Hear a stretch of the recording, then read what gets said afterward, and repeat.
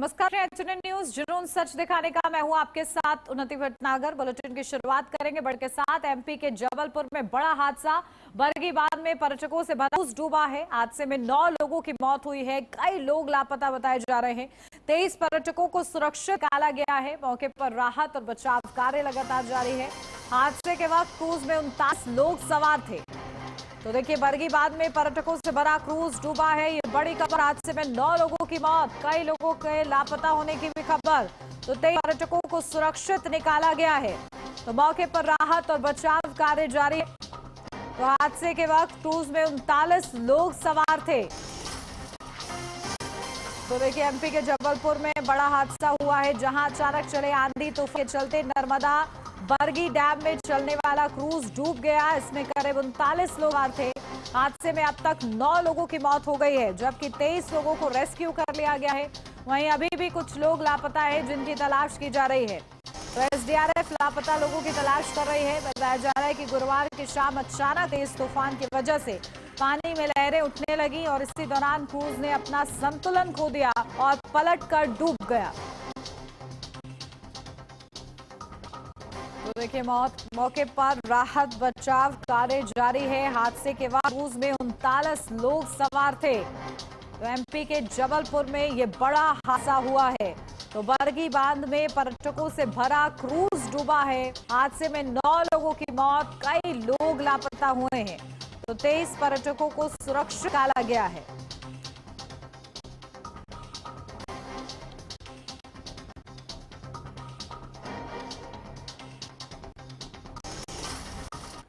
और अब आपको सीधा लिए चलते दिल्ली, जहां निरंकारी होटल के कंस्ट्रक्शन साइट पर सीएम रेखा गुप्ता मौजूद हैं। क्या कुछ कह रही है, सुनो। जब से इस विभाग को ज्वाइन किया है, तब से विभाग को गति देने का काम, हमारे श्रमिकों को योजनाओं का लाभ पहुंचाने के लिए पूरे विभाग बहुत ही एक्टिव करके काम शुरू किया है। आपको भी मैं बधाई देती हूं। और आज के इस कार्यक्रम की शोभा बढ़े आप सभी मेरे श्रमिक भाई बहन, जिन्होंने हमेशा अपनी मेहनत से देश को, दिल्ली को सजाया संवारा। मैं आप लोगों की जितनी तारीफ करूं उतनी कम है। आपने जिस तरह से, मैं अभी बहनों के बीच में गई, बहनों के बीच में गई, एक एक बहन ने बड़े मन से मुझसे बात की। किसी ने कहा, अपने परिवार की परिस्थिति बताई। एक बहन ने कहा कि मेरे पति हैं, मैं परिवार में अकेले अपने बच्चों का भरण पोषण कर रही हूं और उम्र इस प्रकार से हो रही है कि आगे शायद बहुत समय तक मैं ये मजदूरी का श्रमिक काम ना कर पाऊं। दूसरी बहन ने कहा कि बड़ा परिवार है, पति पत्नी कमाते हैं तो भी गुजारा नहीं हो पाता। एक और बहन आई, बेटी की शादी करनी है, कैसे करूं? ये सारी दिक्कतें ऐसा नहीं है कि आज ही मेरे कानों तक पड़ी है।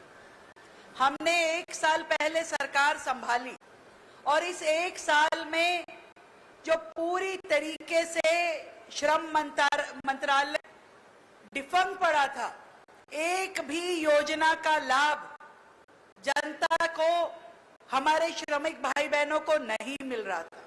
इतने वर्षों से तो जो पोर्टल था जहां रजिस्ट्रेशन होता था, वो भी नहीं हो पा रहा है।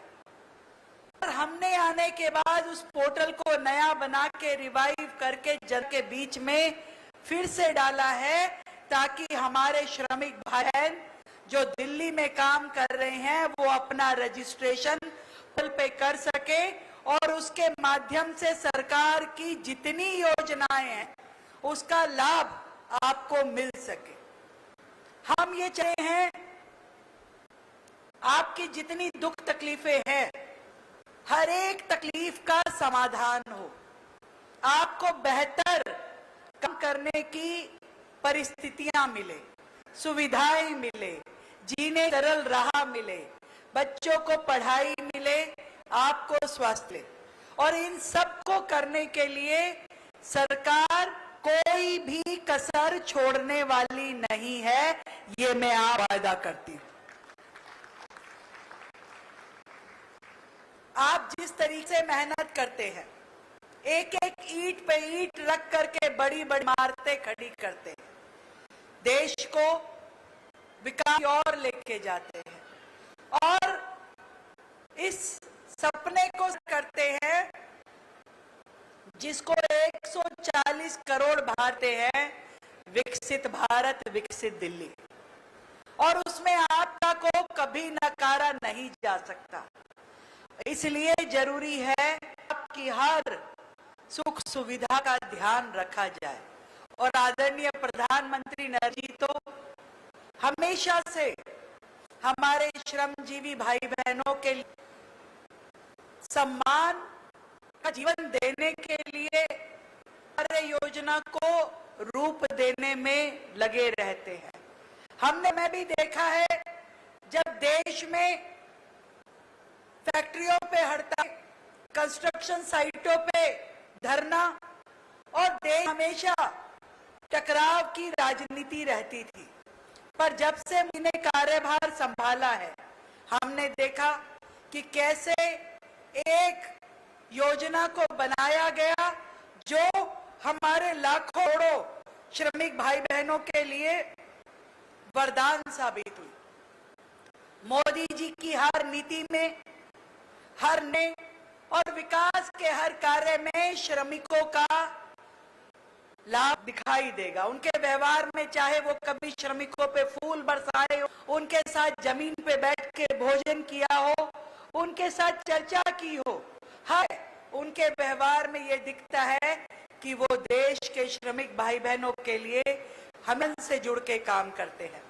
हमने वो भी देखा, मोदी जी ने कैसे भाई बहनों के चरण धो के उनका सम्मान किया कि आज उनके कारण से ही, चाहे हमारी आस्था के प्रतीक प्रभु श्री राम का मंदिर बना हो या बड़ी बड़ी इंडस्ट्री, बड़ी बड़ी बिल्डिंग, बड़े बड़े ऑफिसेज बने हो।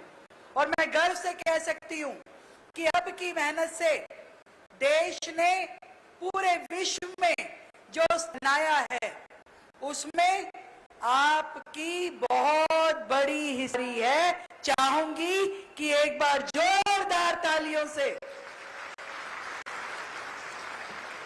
आप सभी लोग अपना अभिनंदन करें।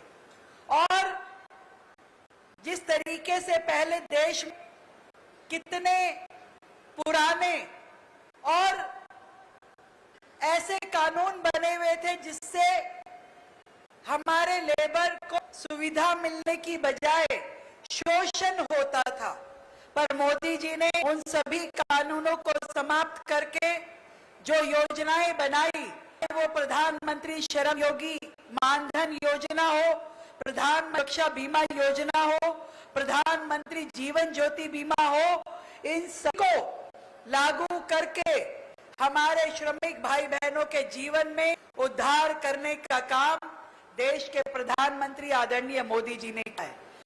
2021 में प्रधानमंत्री जी के द्वारा ई श्रम पोर्टल खोला गया और हम सब ने देखा कि ई श्रम पोर्टल खुल के बाद देश में एक नए युग की शुरुआत हुई और उस ई श्रम पोर्टल पे 14 योजनाओं को पंजीकृत करने के लिए जोड़ा गया और आज 400 अलग अलग फील्ड में काम करने वाले लगभग 32 करोड़ श्रमिक भाई बहन इस ई पोर्टल से जुड़े हैं, जो उन योजनाओं का लाभ ले रहे हैं। आप सबको ध्यान हो तो मैं बताती हूं, एक राष्ट्र एक राशन कार्ड, इससे 24 करोड़ 15 लाख लाभार्थी जुड़े हैं। आयुष्मान भारत, प्रधानमंत्री जन आरोग्य योजना, इससे 15 करोड़ लाभार्थी मजदूर जुड़े हैं। प्रधानमंत्री सुरक्षा बीमा योजना, इससे 9 करोड़ के करीब लाभार्थी मजदूर भाई बहन जुड़े हैं। दिवस के मौके पर सीएम रेखा गुप्ता को आप सुन रहे थे। यहाँ रुक रहे एक छोटे से ब्रेक के लिए, जल्द हाजिर होते हैं।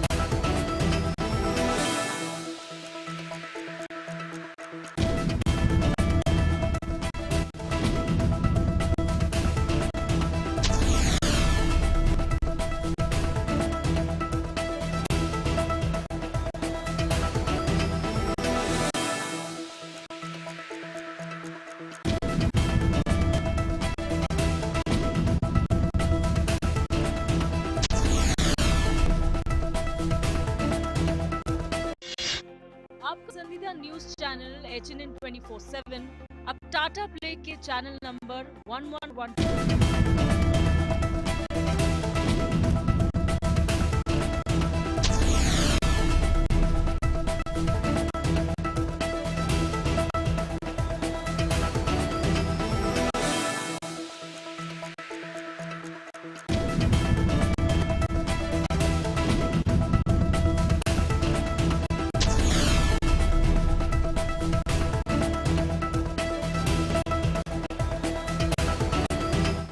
आइसक्रीम खाओगी? जंगल में आइसक्रीम मिलती है। समर कूल रेफ्रिजरेटर, आप अपनी ड्यूटी निभाओ, ये अपनी ड्यूटी निभाएगा। समर कूल, लाइफ बनाए वंडरफुल। गोल्डी छोले मसाले, जहाँ जाएं रिश्ते बनाए। गोल्डी लाए हैं फ्रेश लॉक टेक्नोलॉजी, जो रखे मसालों को हर समय फ्रेश। फर्श की टाइल्स को चेंज करो, बड़ी स्लिपरी है। थर्मोकूल वॉशिंग मशीन। थर्मोकूल, इनका नया अंदाज। डॉक्टर ऑर्थो ऑयल के रेगुलर मसाज से जॉइंट हेल्थी रहते हैं। अगर प्रॉब्लम बहुत पुरानी है तो डॉक्टर ऑर्थो कैप्सूल्स साथ लेना ना भूल। अब दर्द भी घुटने टेकेगा।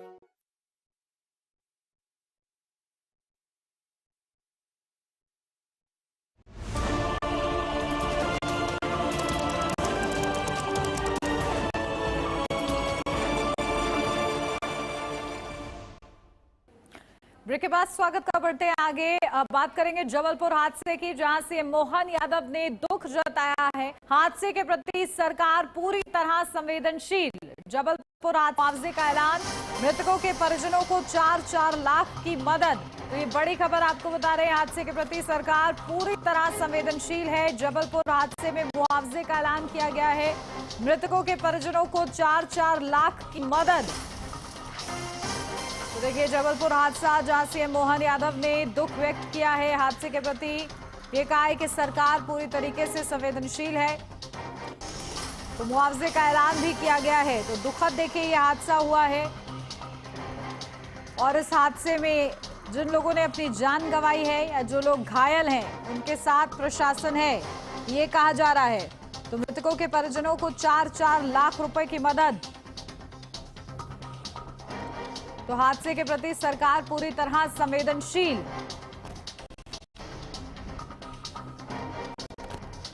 तो मृतकों के परिजनों को 4 लाख की मदद की जाएगी। क्रूज पलटा है जिस वजह से ये बड़ा हादसा, और देखिए इस हादसे में जिन लोगों ने अपनी जान गंवाई है उनको मुआवजे का ऐलान किया सीएम मोहन यादव की ओर से।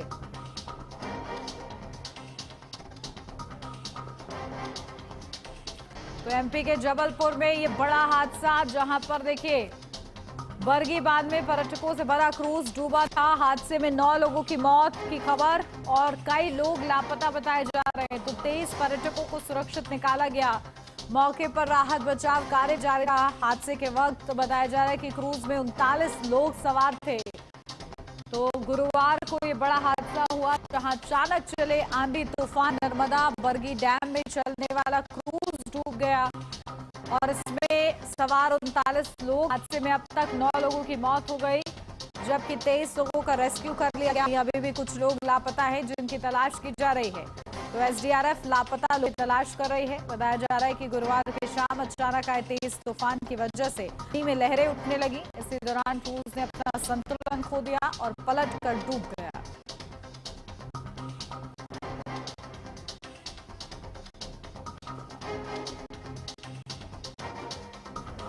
तो जबलपुर हादसे में मुआवजे का किया गया है। सीएम मोहन यादव की ओर से दुख भी व्यक्त किया गया है और 4 लाख रुपए मुआवजे का ऐलान मृतकों के परिवार को।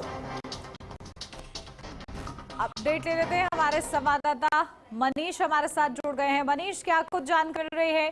देखिए इस हादसे पर दुख व्यक्त किया गया है सीएम की ओर से और 4 लाख का मुआवजे का ऐलान भी।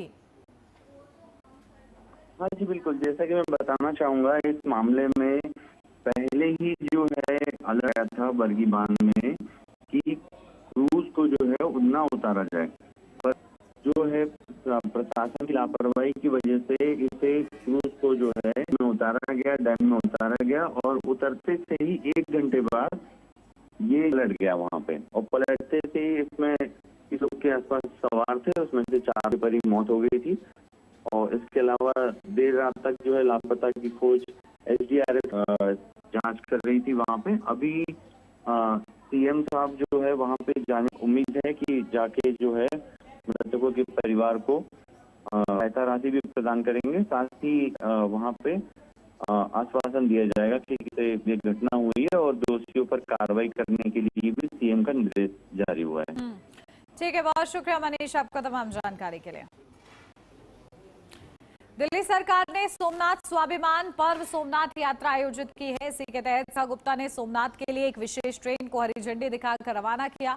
इस अवसर पर मुख्यमंत्री रेखा के साथ मंत्री कपिल मिश्रा और केंद्रीय मंत्री गजेंद्र सिंह शेखावत मौजूद रहे। लगभग 1300 श्रद्धालुओं को लेकर गुजरात के सोमनाथ मंदिर के लिए रवाना हुई। यात्रा अपने गंतव्य पर पहुंचेगी। यात्रा का उद्देश्य धार्मिक पर्यटन को बढ़ावा देना और श्रद्धालुओं को ऐतिहासिक एवं आध्यात्मिक स्थल से जोड़ना बताया गया है। मुख्यमंत्री रेखा गुप्ता ने कहा कि इस तरह की देश की सांस्कृतिक विरासत को मजबूत करती हैं और लोगों को आध्यात्मिक रूप से जोड़ती हैं।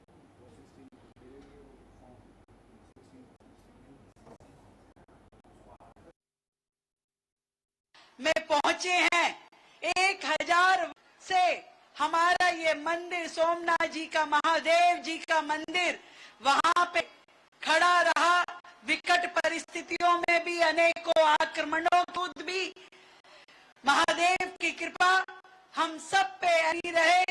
और आदरणीय प्रधानमंत्री नरेंद्र मोदी जी का मैं दिल से धन्यवाद करती हूँ कि जिन्होंने हमेशा भारत देश अपनी सांस्कृतिक परंपराओं से, अपने अध्यात्म से, अपने सनातन जोड़ के रखा। जिनके कार्यकाल में 500 साल बाद प्रभु श्री राम का मंदिर भारतवर्ष में फिर से बन पाया, ये आदरणीय मोदी जी का प्रयास था। मोदी जी के काशी विश्वनाथ जी का कॉरिडोर बना। मोदी जी के प्रयास से उज्जैन महाकाल के परिसर का पुनर्विकास हो सका। ये सारे के सारे काम हमारे देश के प्रधानमंत्री जी ने हम सब की आस्था, हम सब की निष्ठा को और ऊंचाइयों पे लेके के लिए किया। आज की ये यात्रा भी हमारे उसी प्रयास को समर्पित। गजेंद्र जी ने कहा था कि भाई ये यात्रा जो दिल्ली से जितना भी आप लेके जाना चाहिए, चाहे वो लेके जाइए, के एंड पे हम लोग व्यवस्था करेंगे। तो हमने भी गजेंद्र जी को कहा ज्यादा से ज्यादा दिल्ली वासियों को ये यात्रा कराने में दिल्ली सपना प्रयास करेगी। आप सभी भक्तों को मेरा बहुत प्रणाम और महादेव के चरणों में जा रहे हैं। तो जैसा भाई ने कहा कि आदरणीय प्रधानमंत्री जी के लिए आशीर्वाद मांगिएगा, दिल्ली राज्य के लिए आशीर्वाद मांगिएगा और आपकी चुनी हुई सरकार के लिए भी आशीर्वाद मांगिएगा, ताकि हम आपकी सेवा इसी प्रकार करते रहे। श्री राम, जय महादेव। जितेंद्र भदौरिया, हम गोंडा विधानसभा कप्तानगढ़ से आए हैं। क्या अरेंजमेंट किया है गवर्नमेंट ने? गवर्नमेंट का बहुत अच्छा अरेंजमेंट है और बहुत खुशी है हमारे लिए और सौभाग्य की बात है कि दिल्ली सरकार और गुजरात सरकार के सोचने से आज ये स्पेशल ट्रेन का जो शुभारंभ हुआ है, जिसमें हम सब लोग जा रहे हैं। मेरे यहाँ से 17 बंदे इस डिब्बे में हैं। सर, आपका नाम क्या है? मेरा नाम जुगेश कुमार गुलाटी है और मैं रानीबाग से हूँ, शकूर बस कॉन्स्टिट्यूंसी से।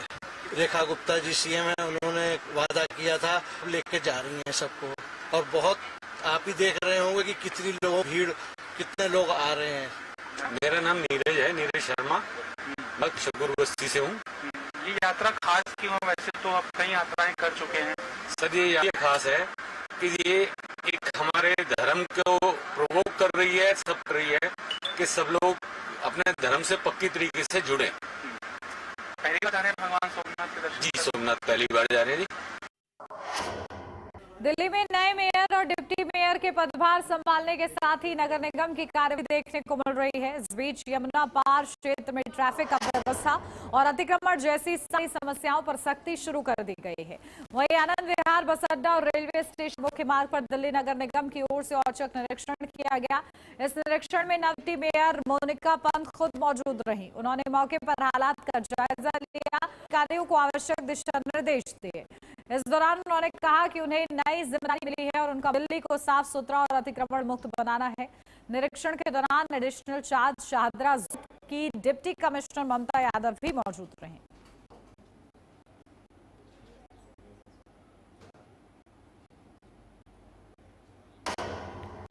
रोहतक नारी शक्ति वंदन संशोधन बिल को लेकर सियासी बयानबाजी तेज हो गई। बीजेपी के पूर्व मंत्री मनीष ग्रोवर ने कांग्रेस पर निशाना साधते हुए कहा, कांग्रेस संविधान का पालन नहीं कर रही है। उन्होंने आरोप लगाया कि कांग्रेस ने विधानसभा सत्र का बहिष्कार कर समानांतर सत्र चलाया, जो गलत है। कांग्रेस के मित्र संविधान को मानने नहीं है, संविधान को मानने वाले होते उसको हाउस में जाना चाहिए था। एक तरफ तो विपक्ष का नेता जब बिजनेस मीटिंग होती है, बिजनेस मीटिंग में अपने लगा के आते हैं 10 बजे 11 बजे होते हैं, उसमें अपना तय करके आते हैं, फिर बाइकाट करते हैं। या तो आप वहां मत जा सकते। स्पीकर साहब की मीटिंग में बुलाए, विपक्ष के लोगों को बुलाया, सरकार अधिकारी हमारे मंत्री है वो भी गए और वहाँ गए और फिर गए नहीं। इसलिए स्पीकर ने नोटिस भी दिया आपने हाउस में क्यों नहीं आए।